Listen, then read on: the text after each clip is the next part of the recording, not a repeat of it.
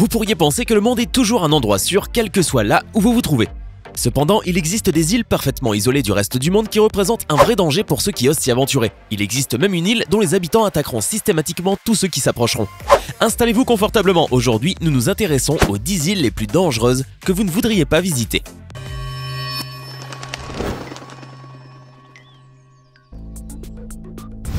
L'île de Ramree. C'est une petite île au large de Miami, anciennement connue sous le nom de Birmanie. L'île de Ramree est envahie par des milliers de crocodiles d'eau salée, certains pouvant peser jusqu'à 907 kg. Ces crocodiles ne semblent a priori pas représenter un danger mortel, mais en fait vous vous en doutez, ils sont capables de devenir agressifs et d'attaquer toute personne qui pénètre dans leur habitat naturel. L'île et ses habitants reptiles sont devenus célèbres à cause d'un horrible accident qui s'est passé pendant la Seconde Guerre mondiale. En 1945, les combats entre les troupes britanniques et japonaises eurent lieu à Ramree. Lors des affrontements, environ 400 soldats japonais ont été forcés de fuir en direction des marais de l'île. Les soldats y ont été attaqués, pas par les Britanniques, mais par les crocodiles dont ils sont devenus la nourriture.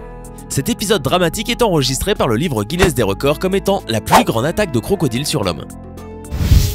L'île des Caraïbes. Il existe une toute petite île néerlandaise dans les Caraïbes, qui ne mesure que 13 km² et qui s'appelle Saba. Ce qui rend cette île intéressante, c'est sa dangerosité.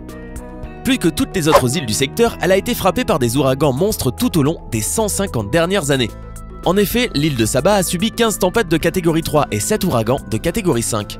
Et pour ne rien arranger, elle se situe aussi au sommet d'un volcan endormi. Cette île peut être visitée, mais si vous voulez un petit conseil, allez-y en période hivernale, hors saison des ouragans. L'île de Poveglia. L'île Poveglia est une petite île située dans la lagune de Venise, la ville des amoureux, en Italie. De loin, cette île paraît magnifique avec sa verdure, son campanile et son clocher. Autrefois, cette île était prospère, mais aujourd'hui, elle est interdite au public, car réputée maudite. Et oui, on raconte qu'elle est hantée par son passé sordide. Même les pêcheurs ne s'y approchent pas, de peur de voir remonter dans leur filet des ossements humains. Car l'île a été utilisée comme sépulture pour tous les cadavres et les malades de la peste de l'époque de la Renaissance. Ce sont plus de 160 000 personnes qui furent enterrées là ou brûlées sur l'île. En effet, à l'époque de la Renaissance, la peste faisait rage en Italie. Tellement que la population italienne, surtout vénitienne, était effrayée par la maladie. Il suffisait de présenter quelques anomalies ou défaillances physiques pour être considéré comme porteur de la peste. Les corps des malades étaient enterrés en ville et l'odeur se faisait pestilentielle. La folie commençait à gagner les habitants. Les autorités décidèrent de transporter tous les corps à Poveglia, de même que les malades atteints de la peste. Les corps étaient alors enterrés dans des fosses communes et les malades étaient brûlés vifs sur des bûchers.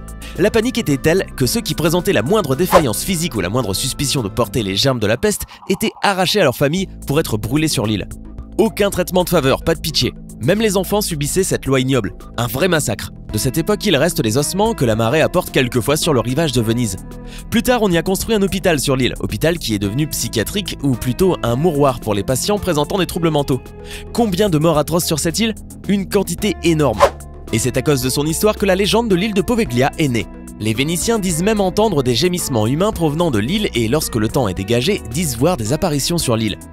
Aujourd'hui, l'île n'a plus de propriétaire et elle est interdite aux touristes. Sur l'île, tout est en place, le crématorium, l'église et l'hôpital. Bien sûr, tout est en ruine.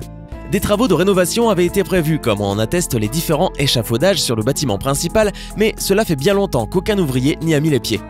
Parfois, certains téméraires arrivent à accoster sur l'île, mais tous se sauvent et n'y reviennent plus. Ils disent entendre des gémissements atroces à glacer le sang. L'île d'Izu.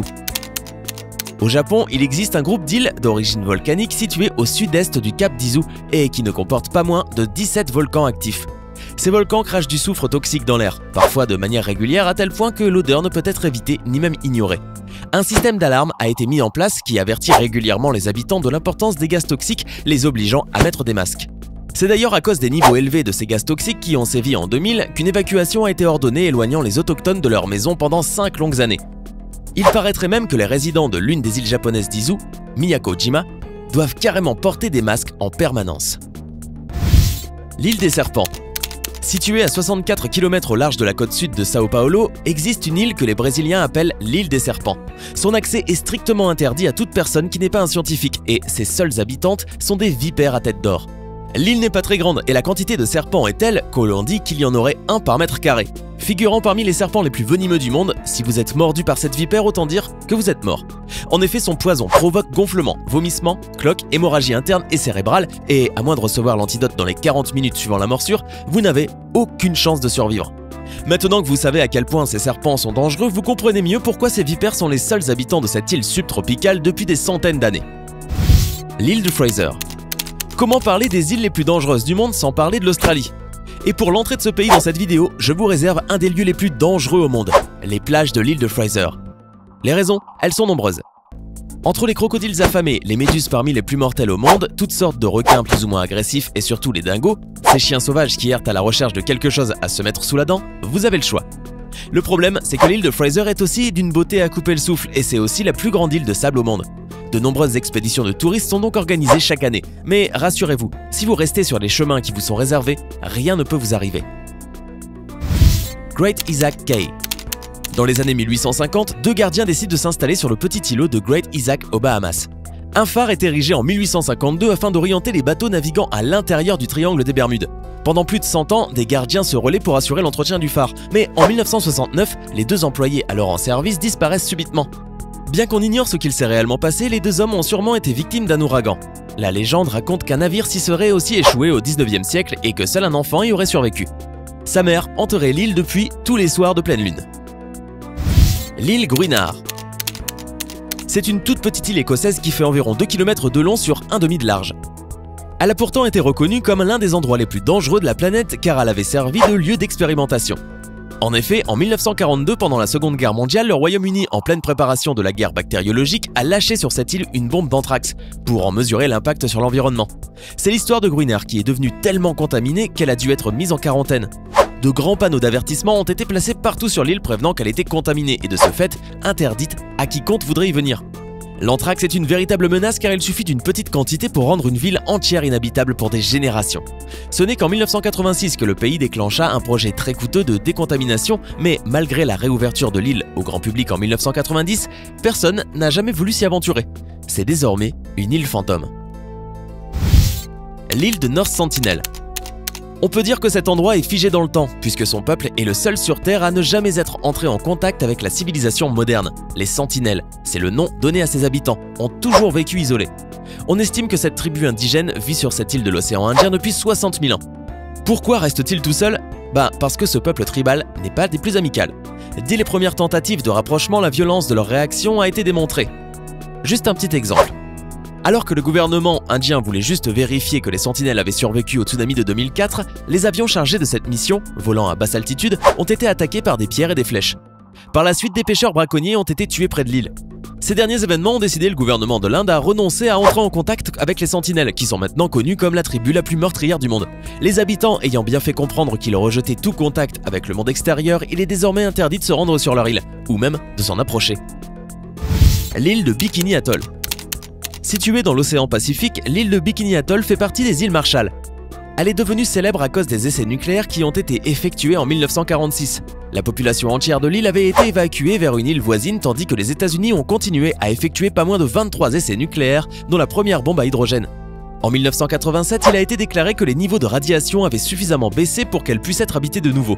Seulement, on a découvert plus tard qu'elle n'était pas aussi sûre que ce qui avait été annoncé. Les fruits de mer, les plantes et autres aliments avaient eux aussi été touchés. On raconte que l'île est encore contaminée et que beaucoup d'habitants d'origine refusent d'y revenir. Par ailleurs, un manque de pêche dans la région depuis les 65 dernières années a poussé une grande population de requins à s'installer tout autour de l'île. Les îles Farallon. Les îles Farallon sont un groupe de petites îles qui se trouvent à 40 km à l'ouest de San Francisco.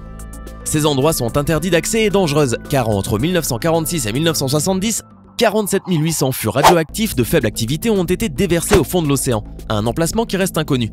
Les risques ou les dangers pour les hommes et l'environnement sont eux aussi incertains, mais une chose est sûre, si les conteneurs se déversent ou s'agitent, cela pourrait causer une catastrophe environnementale sans précédent.